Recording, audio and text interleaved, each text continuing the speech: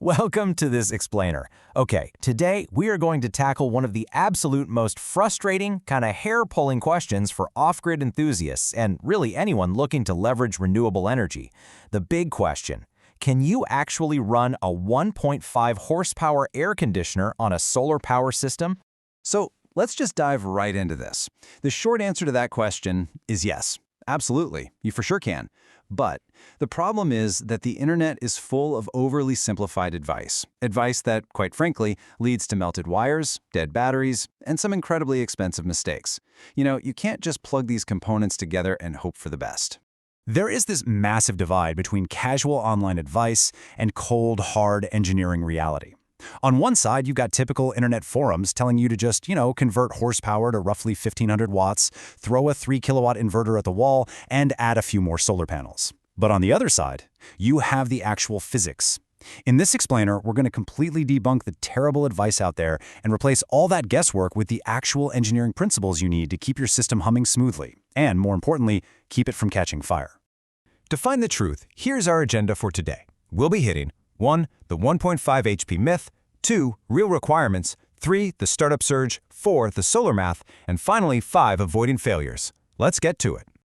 Section 1. The 1.5 HP myth. Mechanical versus electrical power. We've got to start with the absolute biggest trap you can fall into right out of the gate, which is assuming that 1.5 horsepower is some simple universal electrical measurement.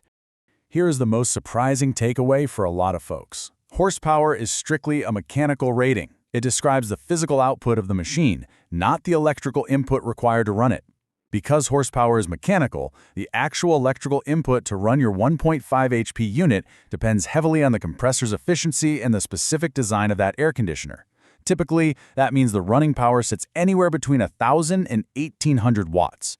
That is a huge range, which means two totally different 1.5 HP units can have wildly different electrical requirements. Which brings us to Section 2, Real Requirements. Check the nameplate. Since horsepower clearly doesn't tell the whole story, you have to find the truth. And the truth is printed directly on the AC unit's specification label. You must track down 4 very specific data points on that nameplate. You need the voltage, the running current, the actual power consumption rating in watts, and the startup characteristics. Sizing your solar system from horsepower alone, that's a guaranteed path to failure. You really have to design your setup around these precise electrical specifications. All right, Section 3, the startup surge, the hidden inverter killer. Now for the absolute biggest hidden danger in solar AC setups, the one that almost every online tutorial completely misses. It's the massive startup surge created the exact fraction of a second those compressor motors kick on. The contrast here is just staggering. An air conditioner might casually sip 1,500 watts continuously, but the moment that compressor kicks on, it demands a towering, violent power spike that lasts for just a fraction of a second. It's like a massive hammer blow to your system.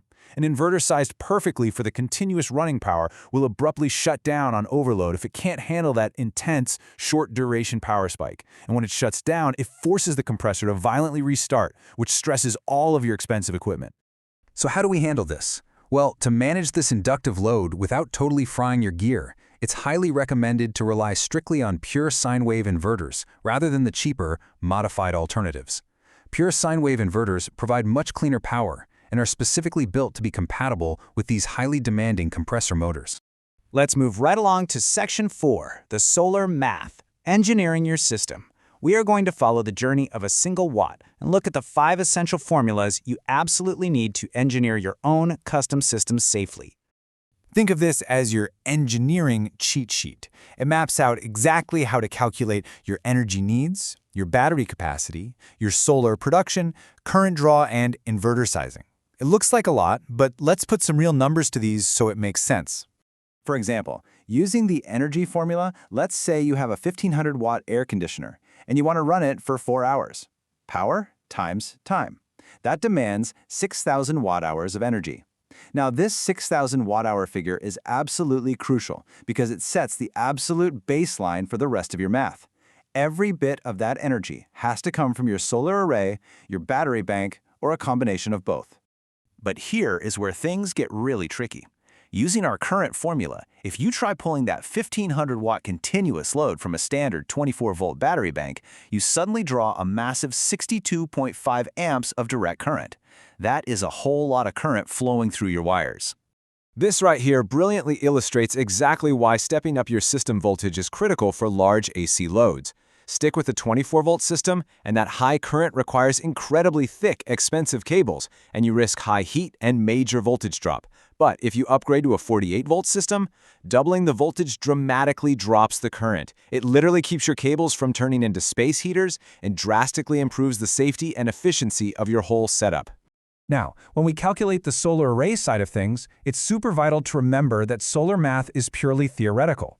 A 3,000-watt array getting 5 peak sun hours mathematically gives you 15,000 watt-hours a day. Awesome, right?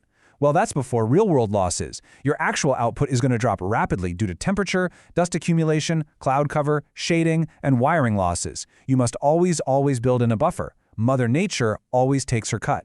And that leads us right into Section 5, Avoiding Failures, Safety and Risk Mitigation.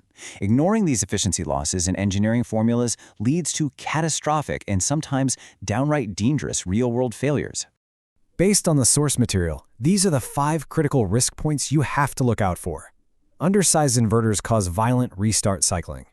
Undersized batteries lead to severe voltage sag that triggers those annoying low-voltage alarms. Weak, undersized cables are literal fire hazards. Lacking proper DC protection, like fuses and disconnects, is quite simply a disaster waiting to happen. And of course, the original sin we talked about, ignoring the AC nameplate data.